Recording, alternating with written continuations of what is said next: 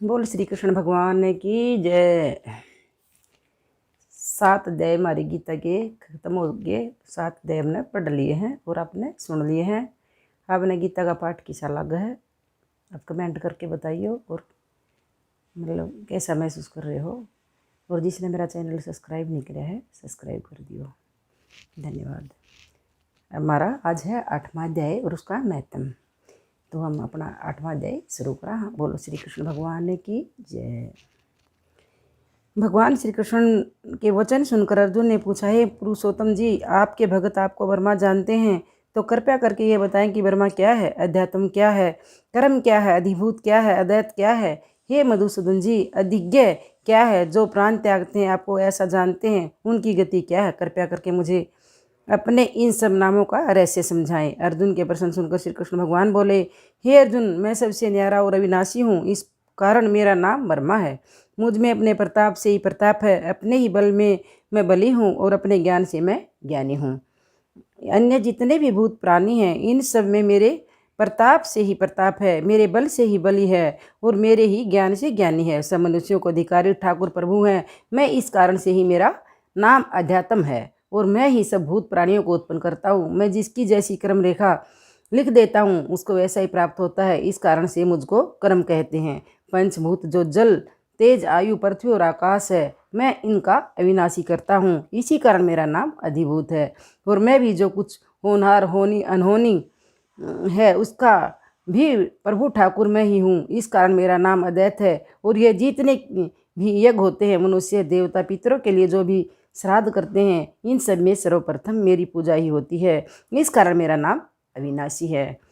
मेरा एक नाम और भी है, देह भरतंबर। अब इसका अर्थ सुन। जितने भी देहधारी इन सब में सुंदर मेरी देह है। किसी की देह न मेरी जैसी सुंदर है और न ही किसी में मेरे जैसा बल है। देहधारियों की बात तो क्या कहूँ, मेरे जितने भी अवतार हैं उन सब में मेरा यह अवतार महाश्रेष्ठ है। इसी कारण मेरा नाम देह भरतंबर है। और जो अनंत काल में अर्थात देह त्यागने के समय मुझे इस प्रकार जानकर मेरा स्मरण करते हुए देह को त्यागते हैं, वे ही मेरे परमानंद अविनाशी पद को प्राप्त होते हैं। इसमें तनिक भी संदेह नहीं है। हे अर्जुन, देह त्यागते समय मनुष्य जिस जिस देवता का स्मरण करता है वह उसी देवता को प्राप्त होता है। अतः तू हर पल हर अक्षर मेरा ही स्मरण कर। कौन जानता है कि यह अक्षण भंगुर देह कब छूट जाए, अर्थात कब प्राणी मृत्यु को प्राप्त हो। हे अर्जुन, हर समय एकाग्रचित होकर हर सांस में मेरा स्मरण मेरा ध्यान कर। यह अभ्यास योग है जिसका मन मेरे में ही रमा रहता है और पूर्ण प्रभु समझकर मेरा ध्यान करता है, वह मृत्यु पर्यंत मुझे भी प्राप्त होता है। मैं ही काम रूप सबका ज्ञाता और आदि आलेख मैं ही हूँ। मैं ही सबको आज्ञाएं देता हूँ, मुझे आज्ञा देने वाला कोई नहीं है। मैं सूक्ष्म से भी सूक्ष्म अति सूक्ष्म हूँ।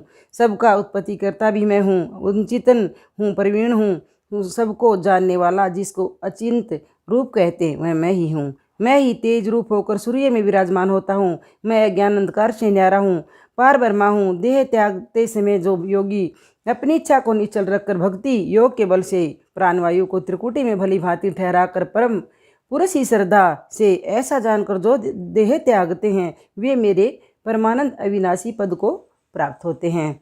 और जिस परम पुरुष को पाने के लिए ब्रह्मचारी ब्रह्मचर्य का पालन करते हैं, अब उसके विषय में सुन। जो योगी इस प्रकार देह त्यागते हैं, किसी की इस 9 द्वारों वाली देह को संयम के साथ मंद कर्मों से हटाकर निश्चल करते हैं और हृदय में मेरे नाम का जप करते हैं, ओम ब्रह्मा नाम का जप करते हुए देह त्यागते हैं, वे मेरे परम ब्रह्मा अविनाशी पद को प्राप्त होते हैं।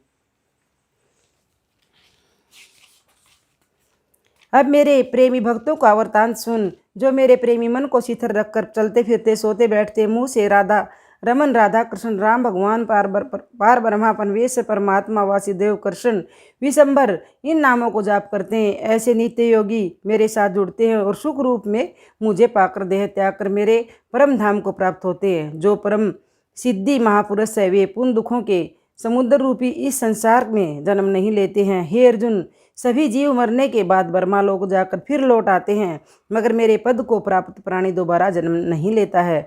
हे अर्जुन, यह सुन कि जिन लोगों ने मेरा महत्व सुना है उनकी क्या गति है। सत्यगुरु सत्ययुग द्वापर त्रेता व कलयुग, जब ये चारों युग सहस्त्र बात बीत चुकते हैं, तब एक दिन ब्रह्मा का होता है। इसी प्रकार इन चारों युगों के सहस्त्र बार बीतने पर ब्रह्मा की एक रात्रि होती है। अब इन युगों की मर्यादा सुन। 17,02,50 वर्षों का सतयुग, 12,96,000 वर्षों का एक त्रेता युग, 8,64,000 वर्षों का द्वापर युग और 4,32,000 वर्ष का कलयुग।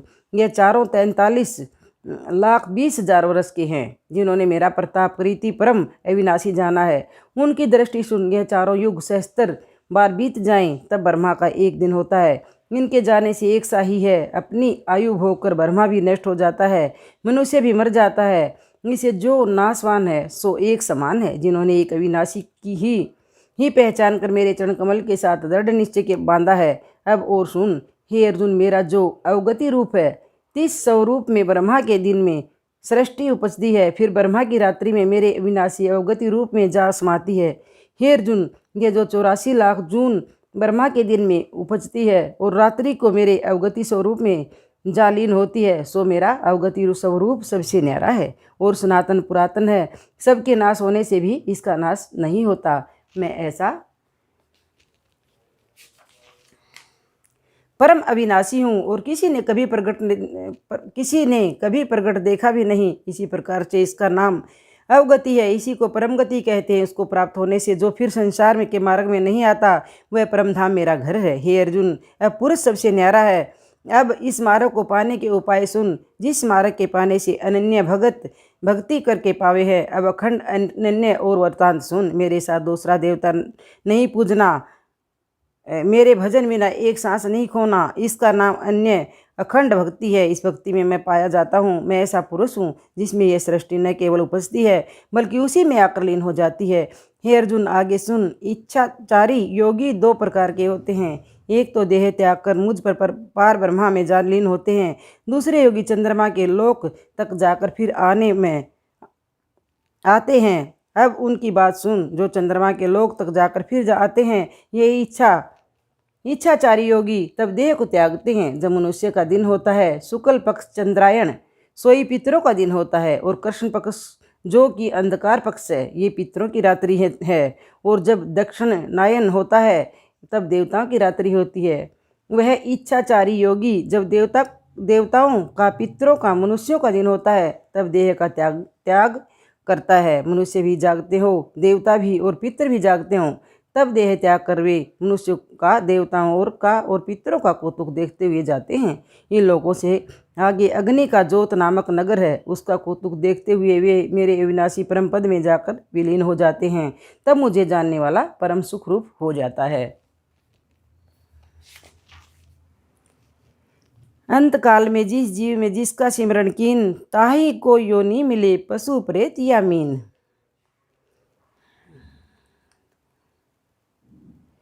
पशु प्रेत या मीन की जिसका ध्यान करेगा, निश्चय उसमें प्रगट उन्हीं में भ्रमत फिरेगा। परंतु जो मन अंत समय मुझको ही ध्यावे, निसंदेह वह जीव परम गति को पावे। मरते समय जो जिस देवी देवता का ध्यान दे रहे है वो उसी में लीन हो जाता है। लेकिन जो श्री कृष्ण भगवान कहते हैं, जो मरते टाइम मेरे को याद करता है तो वो मुझ में लीन हो जाता है और उसको दोबारा जन्म लेने की जरूरत नहीं पड़ती। बोलो श्री कृष्ण भगवान की जय। अब उस योगी की बात सुन जिसका पुनर्जन्म होता है। वह योगीश्वर जब मनुष्य की देवताओं की रात्रि होती है तब देह त्याग कर इन लोगों के बीच होकर एक धुएं का नगर है, उसमें होकर चंद्रमा की ज्योति में जा प्राप्त होता है। वहाँ कुछ काल वास करके फिर मनुष्य लोक में आता है। ये दोनों मार्ग योनियों के पुरातन है। एक का नाम शुक्ल चांदनी रात्रि और एक का नाम कृष्ण अंधेरी रात्रि है। एक मार्ग को गए फिर नहीं आते, एक मार्ग को गए फिर आते हैं। हे अर्जुन, तूने योगियों के दोनों मार्ग सुने हैं। या मार्ग को जो लगे योगी महान पाए, तरह तरह पारथ तू ही योग युक्त चित लाए। जिन्होंने ये बात समझी है वे मोह को प्राप्त नहीं होते। इसी प्रकार हे अर्जुन, तू भी इन कालों में मेरे साथ समय को बांध ले। अब इस अध्याय के पढ़ने सुनने का क्या पुण्य है ये सुन। 4 वेद पढ़ने से जो पुण्य होता है, यज्ञ तप तीर्थ और स्नान सब दान किए से जो पुण्य उपजते हैं, वह सभी पुण्य इस अध्याय के पढ़ने से प्राप्त होगा। जो श्रद्धा सहित इसको धारण पठन श्रवण मतलब पढ़ेगा या सुनेगा, सुना करते हैं, उनका अंत पुण्य प्राप्त होता है। जो इसको पढ़ेगा या सुनेगा उसको पूरा पुण्य प्राप्त होता है, पूरे यज्ञ तीर्थ स्नान जितना। 8वें अध्याय का माध्यम, 8वां अध्याय समाप्त और 8वें अध्याय का माध्यम चलो पढ़ते हैं। श्री नारायण जी बोले, हे लक्ष्मी, अब 8वें अध्याय का महत्व सुन। दक्षिणी दिशा में नर्मदा नदी के तट पर एक नगर है। उसमें सुशर्मा नाम के एक ब्राह्मण रहता था। वह बहुत धनी था और संतों की सेवा करने वाला था, बड़े बड़े यज्ञ करता था। एक दिन उसने एक संत से पूछा, हे ऋषि जी, मेरे संतान नहीं है, क्या करूं? ऋषिवर ने कहा, तू अजामेध यज्ञ कर, देवी को बकरा चढ़ा, वह तुमको पुत्र देगी। तब उस ब्राह्मण ने यज्ञ करके एक बकरा मोल लिया। बलि के दिन उसको स्नान करा, मेवा खिलाया और जब उसको मारने लगा तब बकरा अचानक ही हंस पड़ा। तब ब्राह्मण ने पूछा, हे बकरे, तू क्यों हंसता है? बकरे ने कहा, पिछले जन्म में मेरी संतान नहीं थी। एक ब्राह्मण ने मुझे भी अजामेध यज्ञ करने को कहा था। सारी नगरी में बकरा ढूंढा परंतु हाथ न लगा। ढूंढते ढूंढते एक बकरी का मेमना दूध चूसता दिखाई दिया। मैंने उस मेमने समेत बकरी को मोल ले लिया। जब बकरी को सतन से छुड़ाकर यज्ञ करने लगा तब बकरी बोली, अरे ब्राह्मण, तू ब्राह्मण नहीं जो मेरे पुत्र को होम में देने लगा है, तू महापापी है। यह भी सुना है कि पराये पुत्र को मारने से किसी ने पुत्र पाया है। तू अपनी संतान के लिए मेरे पुत्र को मारता है, तू निर्दयी भी है, तेरे पुत्र नहीं होगा। उस बकरी ने बहुत कहा पर मैंने होम कर दिया। तब बकरी ने शाप दिया कि तेरा भी गलाई सी भांति कटेगा। इतना कहकर तड़प कर बकरी मर गई। कई दिन बीते, मेरी भी मृत्यु हुई। यमदूत मारते मारते धर्मराज के पास ले गए। तब धर्मराज ने कहा, इसको नरक में डाल दो, यह बड़ा पापी है। वह नरक भोग कर वानर की योनि दी। एक बाजीगर ने मोल लिया। वह गले में रस्सी डालकर द्वार द्वार सारा दिन मांगता फिरता, खाने को आधा पेट ही दिया करता था। जब बानर की देह से छूटा तो कुत्ते का जन्म पाया। एक दिन मैंने किसी की रोटी चुरा कर खाई, उसने ऐसी लाठी मारी कि पीठ टूट गई। उस दुख से मेरी देह छूट गई। फिर घोड़े की देह पाई। उस घोड़े को एक भटियारे ने मोल लिया। वह सारा दिन चलाया करता, खाने पीने की खबर न लेता। रात पड़ती तो एक छोटी सी रस्सी के साथ बांध छोड़ता, ऐसा बांधता कि मैं मक्खी भी नहीं उड़ा सकूं। एक दिन 2 बालक, एक कन्या मेरे ऊपर चढ़कर मुझे चलाने लगे। वहाँ अत्यंत कीचड़ था, मैं उसमें फंस गया। ऊपर से वह मारने लगे। वहाँ मेरा स्मरण हुआ। इस भांति अनेक जन्म भोगे, अब बकरे का जन्म पाया। मैंने जाना था जो इसने मुझे मोल लिया है मैं सुख पाऊंगा, मगर तू तो छुरा लेकर मारने लगा है। तब ब्राह्मण ने कहा, हे बकरे, तुझे भी जान प्यारी है। जैसे चिड़िया को कंकर मारने से वह आगे उड़ जाती है, अब मैं अपने नेत्रों से देखी हुई बात कहता हूँ सो सुन। कुरुक्षेत्र में एक राजा स्नान करने आया। उसका नाम चंद्र सुशर्मा था। उसने ब्राह्मण से पूछा कि ग्रहण में कौन सा दान करूं? उसने कहा, राजन, काले पुरुष का दान कर। तब राजा ने काले लोहे का पुरुष बनाया, नेत्रों को लाल जड़ुआ, सोने के भूषण पहनाकर इसको तैयार किया। राजा स्नान करने चला गया। स्नान करके दान किया तो वह काला पुरुष हंसा। राजा डर गया, कहे कोई बड़ा अवगुण है, जो लोहे का पुरुष भी हंस पड़ा। तब राजा ने बहुत दान किया, वह फिर हंसा। तब ब्राह्मण से पूछा, हे ब्राह्मण, तू मुझे लेगा? तब ब्राह्मण ने कहा, मैं तेरे जैसे कई पचाए हैं। तब काले पुरुष ने कहा, तू मुझको वह कारण बता जिस कारण तूने अनेक दान पचाए हैं। तब ब्राह्मण ने कहा, जो गुण मेरे में है सो मैं जानता हूँ। तब वह काला पुरुष कहकर फट गया। उसमें से एक और कालिका की मूर्ति निकल आई। तब ब्राह्मण ने श्री गीता जी के 8वें अध्याय का पाठ किया। तब उस कालिका की मूर्ति ने सुनकर देह पलटी। जल की अंजलि भर के उस ब्राह्मण ने मूर्ति पर छिड़का। जल के छूने से तब उसकी देह छूटी। दिव्य देही पाई विमान पर बैठकर बैकुंठ को गई। तब उस मेमने ने पूछा, तुम्हारे में भी कोई ऐसा गीता पाठी है जिसके पाठ सुनकर मैं भी अदम देह से छूट जाऊं? तब उस ब्राह्मण ने कहा, मैं वेद पाठी हूँ। उस नगर में एक साधु गीता पाठी है, तिसे तू भी गीता का पाठ कर, तुम्हारा भी उद्धार होगा। तब ब्राह्मण श्री गीता जी का पाठ करने लगा। श्री नारायण जी ने कहा, हे लक्ष्मी, यह गीता जी के 8वें अध्याय का महत्म है जो तूने सुना है। 8वें अध्याय का महत्म समाप्त और हमारे 8 अध्याय हो गए हैं। अब हमारा कल 9वां अध्याय है। और जिसने भी गीता पूरी सुननी है, 18 के 18 अध्याय सुनने हैं, तो मेरे चैनल ने सब्सक्राइब कर दियो, क्योंकि सब्सक्राइब करने से आपने नोटिफिकेशन मिलेगी। आपने बेरा लग का भी अगला अध्याय आ गया है। और अगर आपने गीता का पाठ अच्छा लग रहा है तो कमेंट करके ज़रूर बताइए। और मेरी वीडियो ने लाइक और कमेंट ज़रूर कर दियो और सब्सक्राइब भी ज़रूर कर दियो, ताकि आपको पूरा गीता का पाठ सुनने मिले। बोलो श्री कृष्ण भगवान की जय।